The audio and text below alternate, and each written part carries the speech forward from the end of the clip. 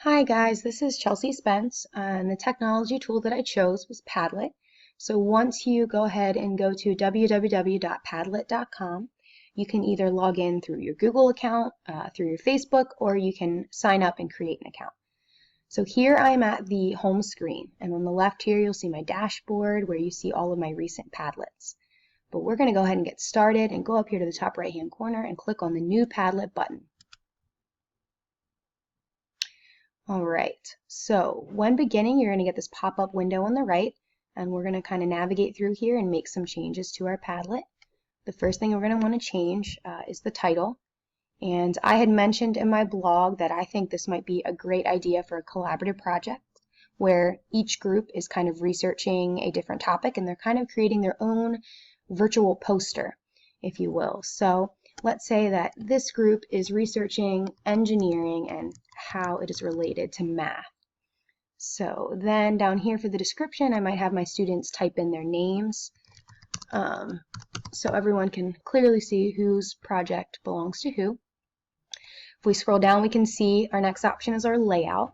The most popular, I believe, would be the freeform, and that's where students can kind of create posts and just drag them wherever they want on the screen. A grid is going to be just a nice organized grid, and then streaming is going to appear more like Facebook, where posts are just kind of lining up on top of each other. And of course, we get to choose our background, which is always fun. You can pick one of their options, or up here you can go ahead and add your own if you have a specific idea in mind. I'm going to scroll down here because I really like these stones. Then I'm going to go back because I've chosen my wallpaper. I guess theme is an option if you have the premium upgrade, but we're going to kind of skip over that. Next, you can choose an icon that will appear up in the top left screen. So you might want to have the students choose something semi-related to what their project is about. So I will choose that for now.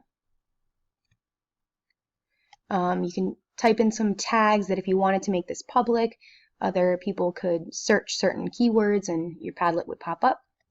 I really like that down here you can change the web address to something that's kind of related to the project, a little bit more easier for students to remember. So I might change this to engineering. And you'll see once I hit next up here, it's going to change the web address. There you can see right there now it says engineering. So now we're at the privacy settings, which is definitely an important part of Padlet for any educator. The default is the secret, which is when anybody who has the link or the QR code can access the Padlet, but it's not public. You can't find it on a Google search. Private would be just those students or other teachers that you have added as contributors are able to access it. You could also make it public or have a password protected. I'm going to go ahead and keep it secret because I like the idea of once students are finished being able to share the Padlet with parents through just emailing them a link.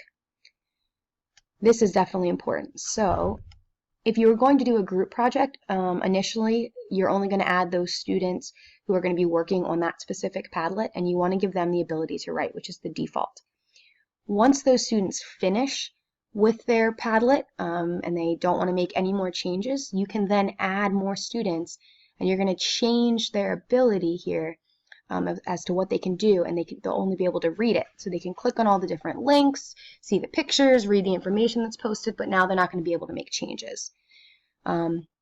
If you want to add a co-teacher before getting the kids started that they can help with setup, then you can kind of choose can moderate, but we're going to go ahead and stick with that for now. Can't write.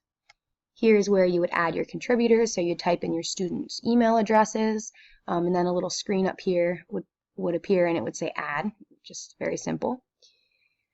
Down here is pretty important, depending upon what grade level you teach, or it's probably pretty safe just to put this on where you can make sure that before anything pops up, you have the ability to go on and approve it. So I'm going to go ahead and put that on for me. And then I'm going to go up here and hit next. Oh, something went wrong. There we go. All right, so we are all set up and ready to go to start posting. When you would like to post, or the students are going to post, you're just going to double click, and a window is going to pop up. that looks like this. So students could simply just respond to maybe a question that you asked and write the title and kind of respond just by typing. But they also have all of these options down here. So let's kind of explore those a little bit. So students could copy and paste a link to any of these things that are listed here, a website, web page, photos, videos, which I think is great if they're doing some kind of a research project. So I did find an article that I thought would be good for an engineering activity to give students a little bit more information. Let's see if this works here. All right, so I'm going to hit OK. So here you can see that there is now a link that I could click on, and if I clicked on it, it would bring me right to the website, and then students could go ahead and navigate through that. The students that are working on this project might want to title it website for more information. Let's go ahead and see if we can make one more post. I also found a picture that I thought would be great for engineering. So not only can you copy and paste links, but if you also have them saved on your computer. I know that my students' laptops, they have the ability to take their own pictures or create their own videos or audio recording. So maybe they would first do that and then upload their actual own pictures or videos onto the Padlet. But I'm going to choose this, kind of scroll down. Here's my engineering picture. Hit open. This take a little bit of time. Oh, it's freezing for me. Come on.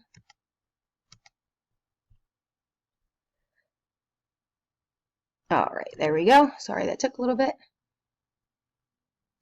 And again, I could kind of write some more information if I wanted to. So there you go. That is how you use Padlet. And I know that I mentioned a few different applications in my blog, but I'm sure that there's endless possibilities depending upon your grade level or what area you teach in. So hopefully you took something away from this and there's some way that you can incorporate Padlet in your classroom. All right, thanks for listening.